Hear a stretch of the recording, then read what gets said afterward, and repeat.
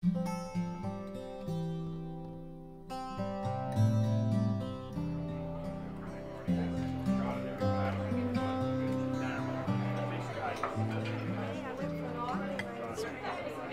mother was actually 1 year older than our dad, and she was born January 23rd, 1913, and our dad was born October 28th, 1914. And so my dad used to always teach Mom about he married an older lady. He was a great joker, and his father was a great joker too, so I was told.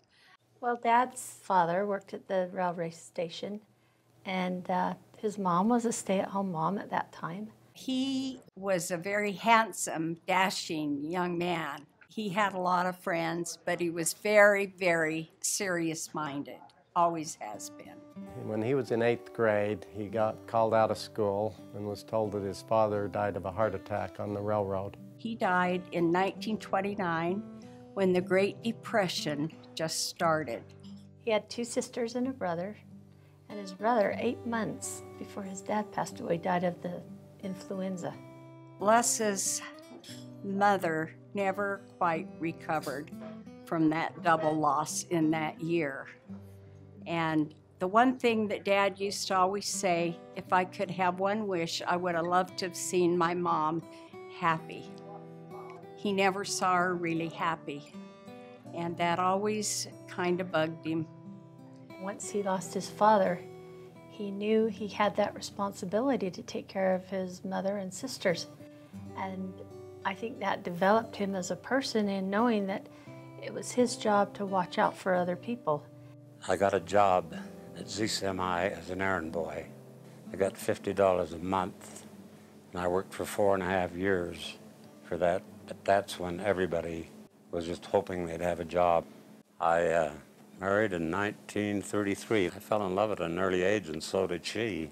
I think that they met by close friends. One of their close friends introduced them. And I think Dad instantly fell in love with Mom, and I think it took Mom a little while, because I know on their first date, I think he leaned over to give her a kiss, and she says to him, "I don't neck." And I think after she probably kissed him, that was the end, you know, her toes probably curled, and that's what happened with them. They just went on from there. They ended up eloping and getting married, but they came back and didn't tell anybody, and they both went to their separate houses until the right time came to tell their story, but they were madly in love. I don't know how anybody could even fathom doing that and being in love and married and not live together or even be together or tell your parents. It was so delightful to spend time with them and to see how they interacted and to see the great love that they had for each other. She was one of those wives that was just behind him 100% of the way, all the time. I've never forgotten that Mom stood behind Dad and how much that meant to me as a son. 27 years at ZCMI. I was a division manager when I left. I came home one day and told my wife. She knew that I was a little unsettled, a little unhappy. I said, "Well, I quit my job today."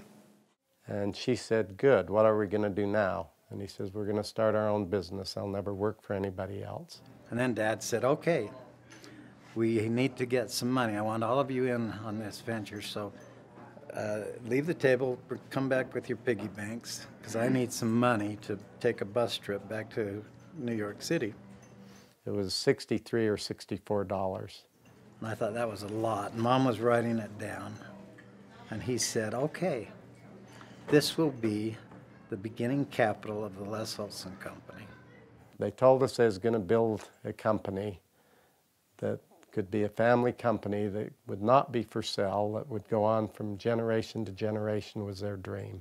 And Les was struggling. He had left ZCMI and was starting this business on his own, and it was a tough time to start a business, and he had a large family to feed. He would buy us packs of juicy fruit gum, allow us to chew it for 3 or 4 chews, and then take it out of our mouths and stick it on the gas tank leak. That's how desperate they were to get that business going. We knew he had to start somewhere, and he started selling out of the back seat of his trunk of his Buick. And he didn't have an office, he didn't have a place to go. He just got in his car, drove down the road, and started knocking on doors. You know, he did enough to get everybody by, but to establish yourself and your reputation takes years and years to do. When I was about 25, I think we were really on the map by then, the early 70s, mid-70s, and then it was a matter of just growing and doing the right things by practicing the principles that he had taught us. So my recollection of the fire was I was in 8th grade. I was actually at a sleepover with one of my friends, and all of a sudden they said, "Hey, your mom's on the phone and really needs to talk to you." So I got on the phone and she said, "Troy, you need to turn the TV on. The company, the building's on fire." And I said, "The building's on fire, Les Olson Company?" And she said, "Yeah." And so I remember turning on the TV and watching it on the local news as the building was burning. Burned up all of our dictating machine inventory, all of our copying machines. But the employees were going around, they were really quite despondent, saying, "Boy, what am I going to do for a job now?" I said, "Do you think we'll be out of business?" "We'll be right back in business Monday morning." This was a Friday. We had a few machines that were out in front that didn't get burned badly. They were all smoke damage and everything. He got some spray paint, he cleaned them out, he re-spray painted the covers and sold some of this inventory. And when the manufacturer had found out about the fire, they had sent Les a message saying, "Les, go ahead and order what you need and you can pay us back when you can, but let's get your business back up and running." Well, I think the boys have been so trained for such a long period of time that they've adopted almost every one of my philosophies. And he said, "My hope and dream is that you'll be able to learn how to pass this business on to the 3rd generation." He says, "I'll teach you, my children, how to run this business and how to do it.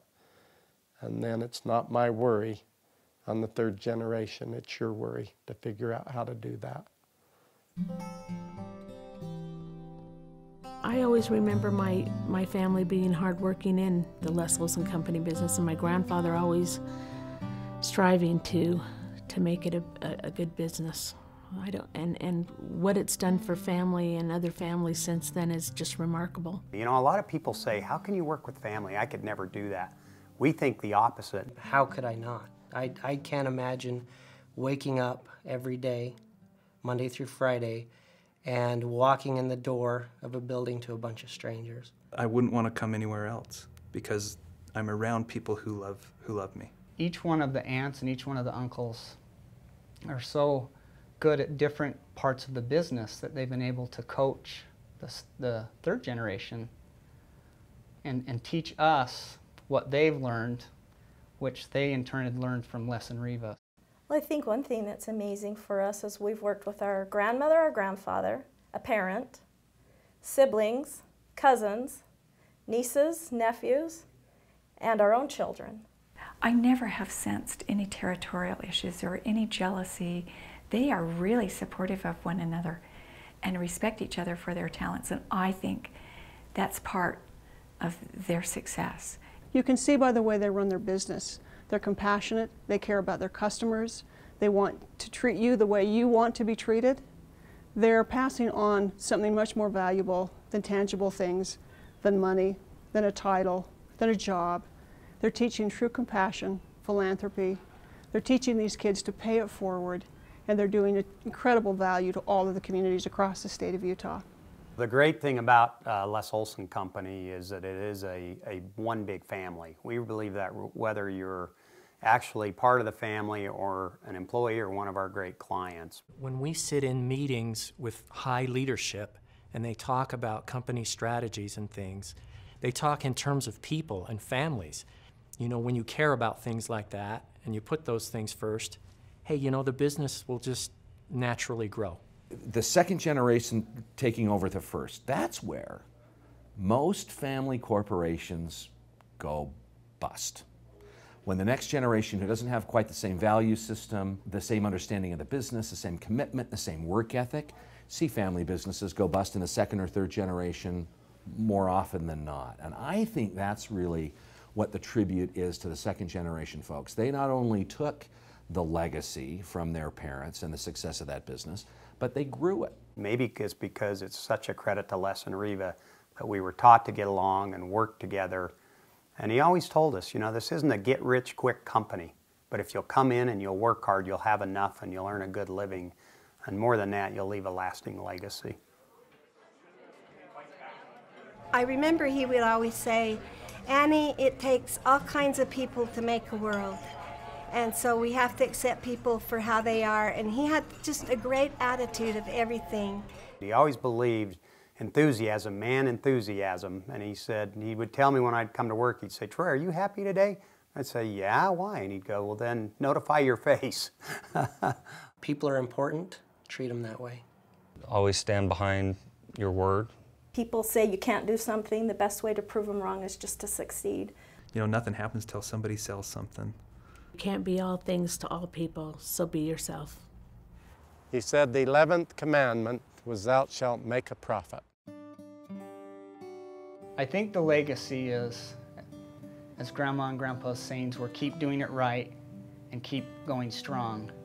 If we keep doing it right by providing great customer service to all of our customers, and if we keep doing it right by keeping our employees happy and working as hard as we can pass on their legacy because we are doing exactly what they had asked us to do. I think that their greatest legacy was to give love and take care of people. To me, I see the Les Olson family legacy as the idea that family relationships and working at business and career don't have to be two opposing ideas. They can work together in harmony and together be even stronger. Integrity.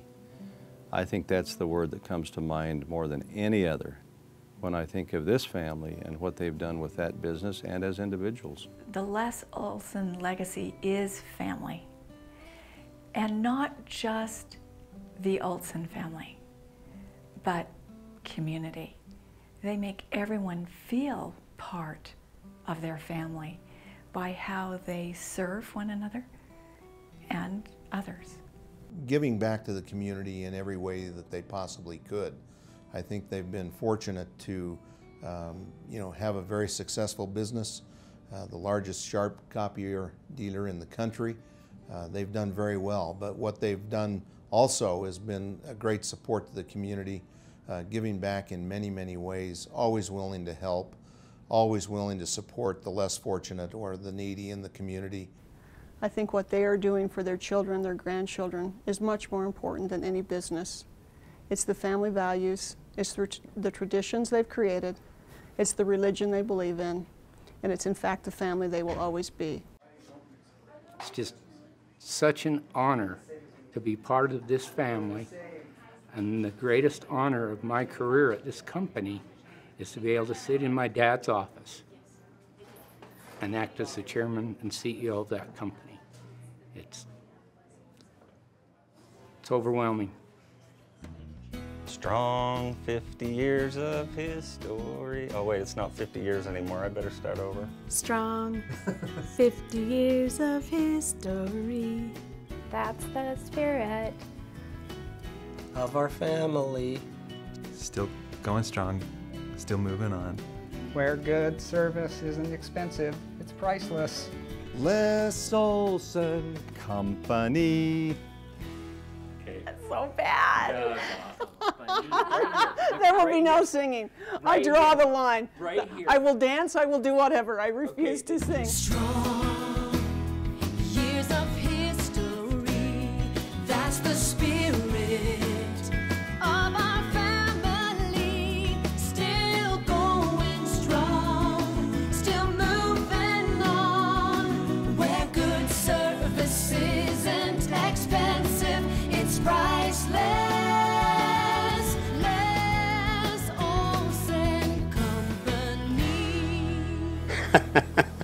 Kind of corny, isn't it?